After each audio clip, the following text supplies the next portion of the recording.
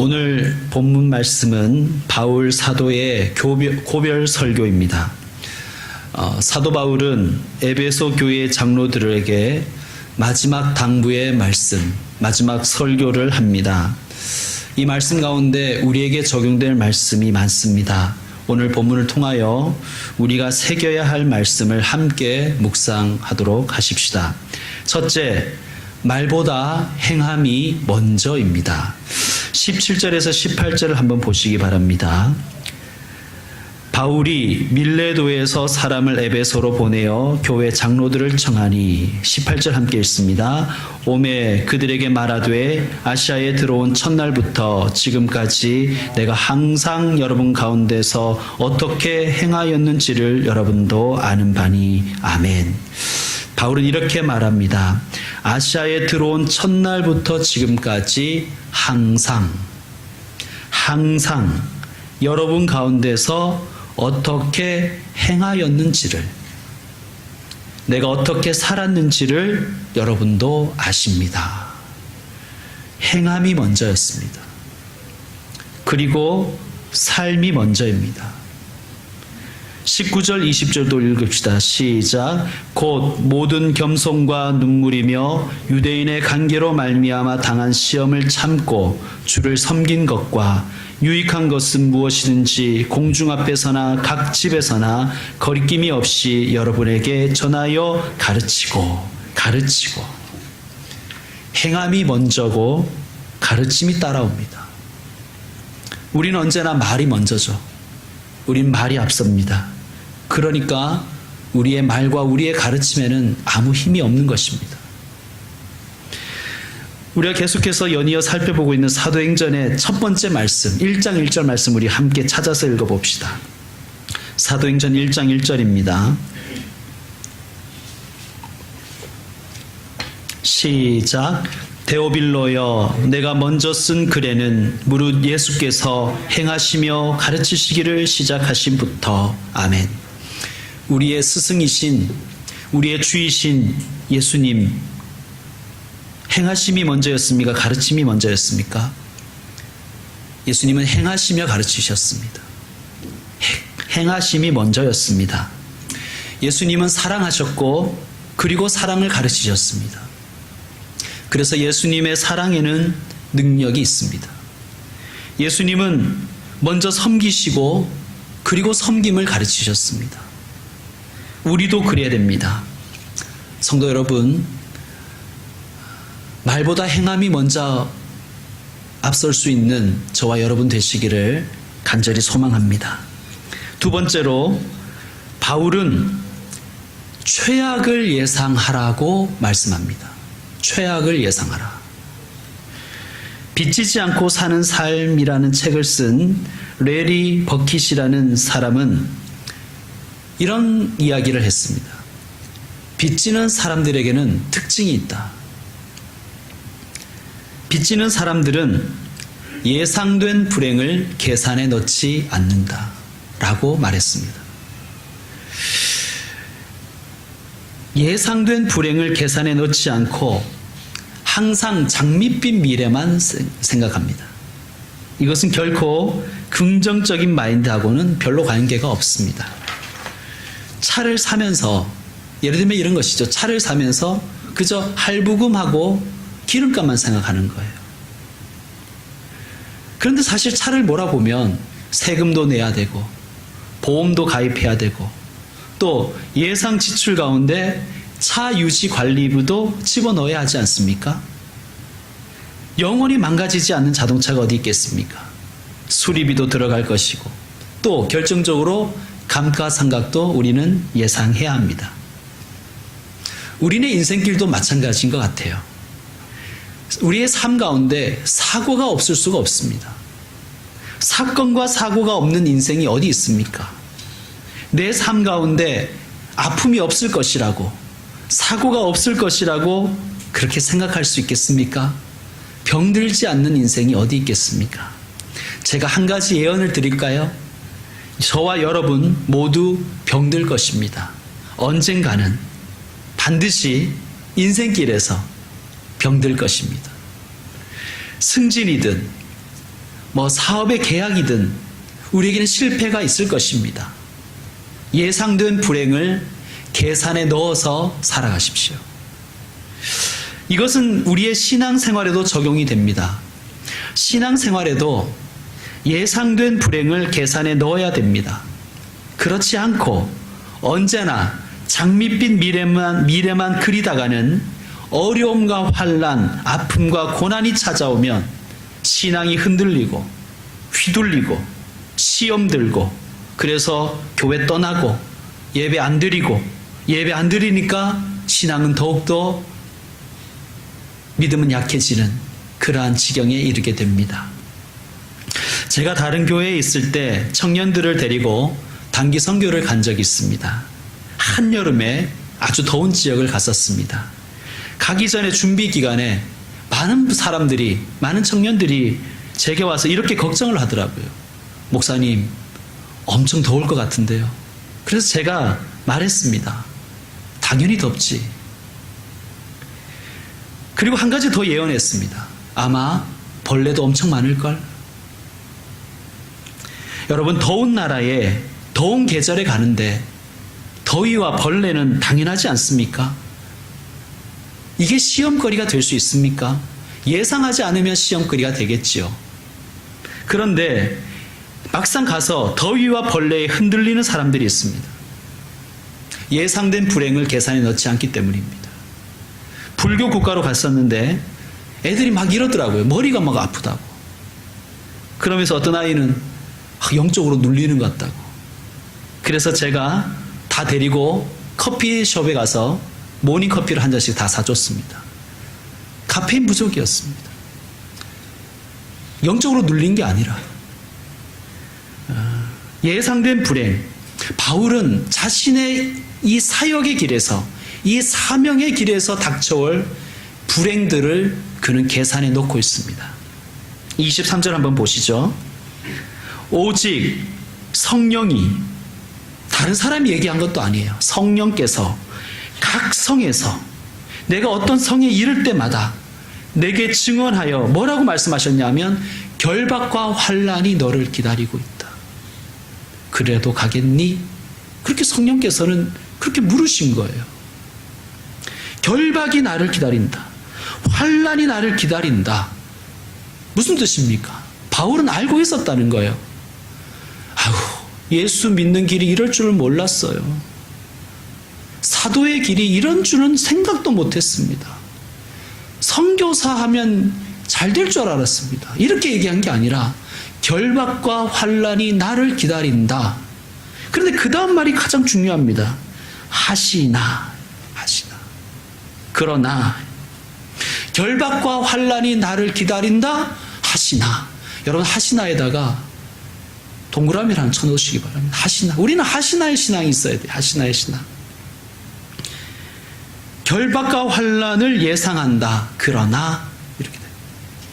그러나 24절 우리 같이 읽겠습니다. 시작.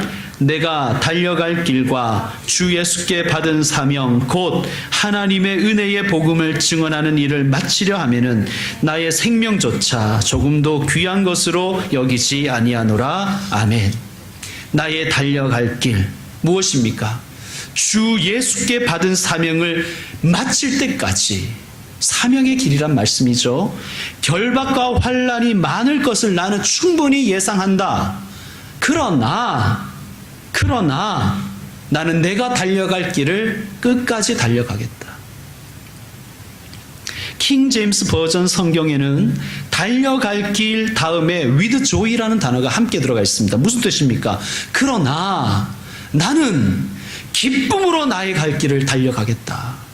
마지못해 가는 게 아니라 내게 올 결박과 환난을 예상하고 불행을 예상하고 그러나 기쁨으로 달려가겠다.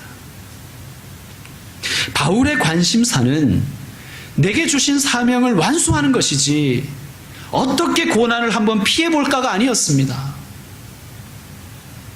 고난 없는 주님의 일은 없습니다. 사명 완수하기 위해서 마땅히 지불해야 될 우리 인생의 대가가 있는 것입니다. 사랑하는 성도 여러분, 예상할 수 있는 불행을 계산에 넣으십시오.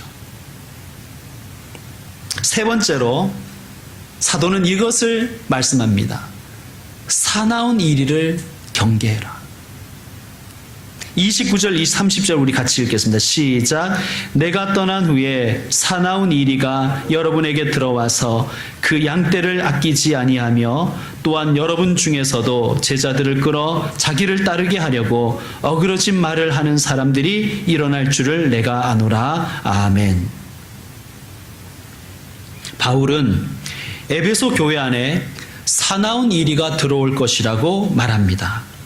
사나운 이리가 들어와서 양떼를 집어 삼킬 것이며 복음이 아니라 어그러진 교훈을 따르게 할 것이라고 경계하고 경고하고 있습니다. 사나운 이리가 무엇일까요? 학자들 중에는 이것을 이단으로 보는 분들이 많습니다. 맞습니다. 이단은 사나운 이리입니다. 양 같은 주님의 자녀들을 유혹하여 멸망의 길로 가게 합니다. 그러므로 교회는, 성도들은 이단을 경계해야 됩니다. 조심하십시오. 너무 딱딱 들어맞으면 제게도 말씀해 주시길 바랍니다. 절대 혼자 혹은 그들과 결론을 내려고 하지 마시고 이렇게 생각하십시오. 진리라는 것은 산수계산처럼 그렇게 모든 것이 딱 들어맞는 것이 아니라는 것을 늘 생각하시며 살아가시길 바랍니다. 그런데 저는 사나운 이리가 반드시 이단만을 가리킨다고 생각하지는 않습니다.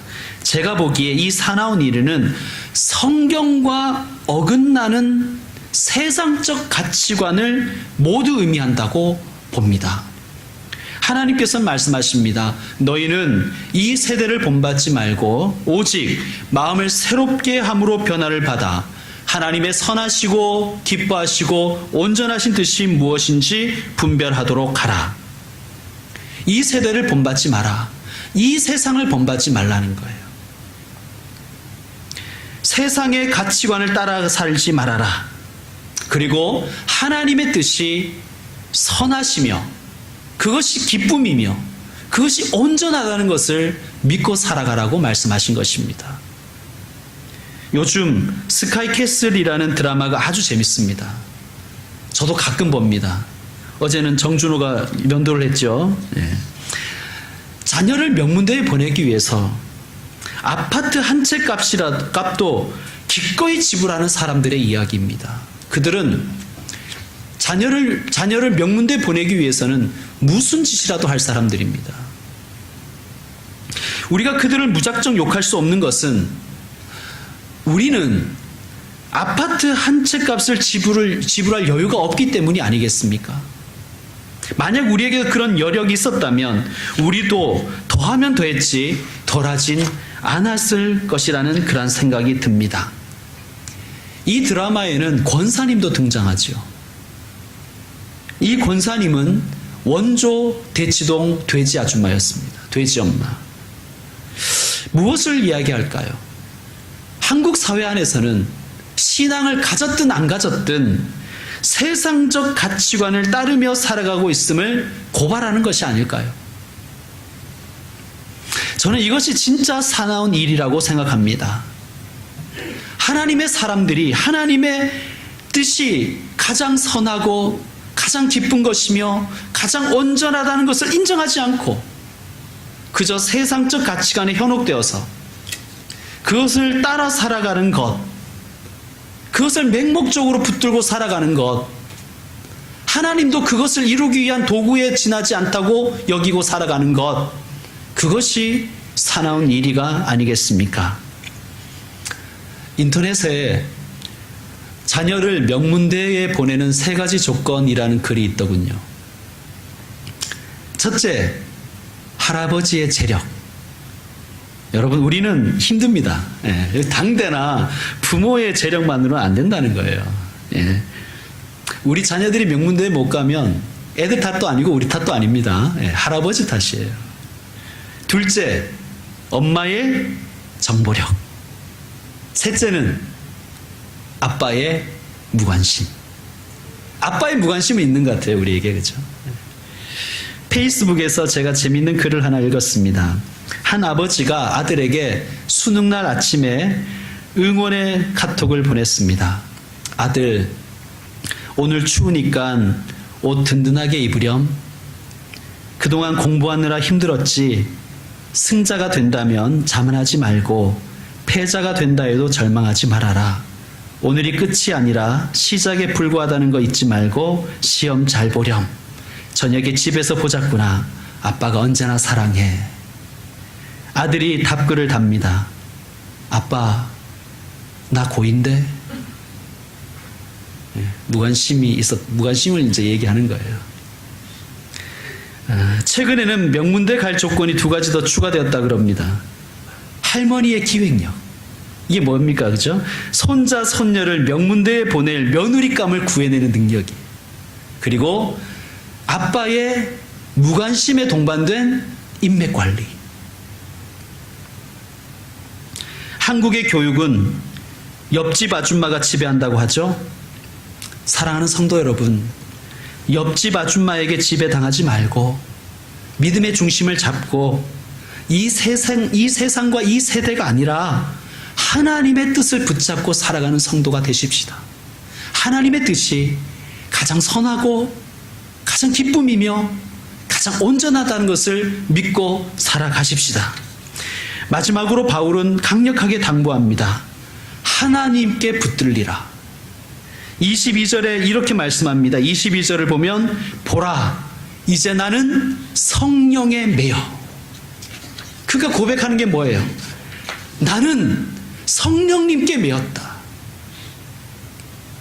성령님께서 나를 완전히 사로잡으셨다. 하나님께서 나를 묶으셨다. 성령님께 매인다는 것은 무엇일까요? 32절에 힌트가 있습니다. 32절 같이 읽겠습니다. 시작. 지금 내가 여러분을 주와 및 그 은혜의 말씀에 부탁하노니 그 말씀이 여러분을 능히 든든히 세우사 거룩하게 하심을 입은 모든 자 가운데 기업이 있게 하시리라. 아멘. 성령에 매인다는 것은 내 삶을 말씀에 의탁하는 거예요. 지금 바울이 에베소 교회와 고별하면서 이별하면서 그들에게 강력하게 요청하는 것이 무엇이냐면 내가 너희를 하나님의 은혜의 말씀에 의탁한다. 여러분, 우리는 성령님에게 매여야 됩니다. 말씀에 나를 묶고 말씀에 내 가정을 의탁하고 말씀에 내 교회를 의탁하며 우리는 살아가야 됩니다. 그래야 흔들리지가 않습니다. 자꾸 감정에다가 묶으니까 감정이 요동칠 때마다 흔들리는 거예요. 그냥 알량한 내 지식과 내 생각에다가 사로잡혀 자니까 생각이 아침 저녁으로 바뀔 때마다 내 신앙도 흔들리는 거예요. 그저 세상의 가치관을 따르고 있으니 세상의 유행이 변할 때마다 내 신앙도 휘둘리는 거예요. 성령에 매인 자만이, 말씀에 붙들린 자만이 거룩한 기업을 얻는다고 사도는 우리에게 말씀합니다. 말씀을 붙들고 말씀에 매여 살아가는 사람이 거룩한 기업을 얻는다. 믿으시길 바랍니다. 세상에 묶여 세상과 함께 사는 자는 세상의 기업을 얻는 것이고, 말씀에 묶이고 성령에 묶여 살아가는 사람은 거룩한 하나님의 기업을 얻는 것입니다. 어떤 것을 선택하시겠습니까? 성령에 매인 자, 그는 이렇게 고백합니다. 우리 24절을 다시 한번 함께 읽겠습니다. 시작. 내가 달려갈 길과 주 예수께 받은 사명 곧 하나님의 은혜의 복음을 증언한 일을 마치려 하면은 나의 생명조차 조금도 귀한 것으로 여기지 아니하노라. 아멘. 참 멋집니다. 참 멋지지 않습니까? 저는 언제 이 경지에 도달할 수 있을까? 그렇게 생각했습니다. 여러분, 우리는 언제 이 경지에 도달할 수 있을까요? 성령께 매인 자, 말씀에 붙들린 자, 말씀에 나 자신과 내 가정과 나의 교회를 의탁하며 살아가는 자는 이 고백을 할 수 있으리라 우리는 믿습니다. 이제 말씀을 마무리합니다. 오늘 말씀을 요약하겠습니다. 바울의 피 맺힌 호소를 우리는 다시 한번 마음에 새겨야 되겠습니다. 첫째, 행함이 먼저다. 명심하십시다. 먼저 행하십시다. 그리고 가르치십시다. 말이 아닌 행함으로 우리의 믿음을 증명하며 살아가십시다. 두 번째, 최악을 예상하라. 예상된 불행을 계산에 넣으라. 이 세상 한가운데서 예수님의 길을 따라 사는 것은 험한 길입니다. 그래서 예수님 이렇게 말씀하셨죠. 너희는 뱀같이 지혜롭고 비둘기같이 순결하라. 이 말씀을 꼭 기억하고 살아가도록 하셨으면 좋겠습니다. 세 번째, 사나운 이리를 경계하라. 이 세대를 본받지 말고 이 세상을 따라 살지 말고 하나님의 선하시고 기뻐하시고 온전하신 뜻이 무엇인지 생각하며 분별하며 생각하고 분별하는 그리스도인으로 살아가십시다. 네 번째로, 성령님에게 매여서 말씀에 의탁하며 살아가라고 우리에게 부탁합니다. 이렇게 살 때 우리는 내게 맡기신 그 사명, 내가 달려갈 길을 다 달려갈 수 있고 마침내 거룩한 기업을 얻을 수가 있을 것입니다. 한 주간, 아니 우리 일생 동안 이 말씀을 붙들고 살아가는 저와 여러분 되시기를 축원합니다. 기도하겠습니다. 하나님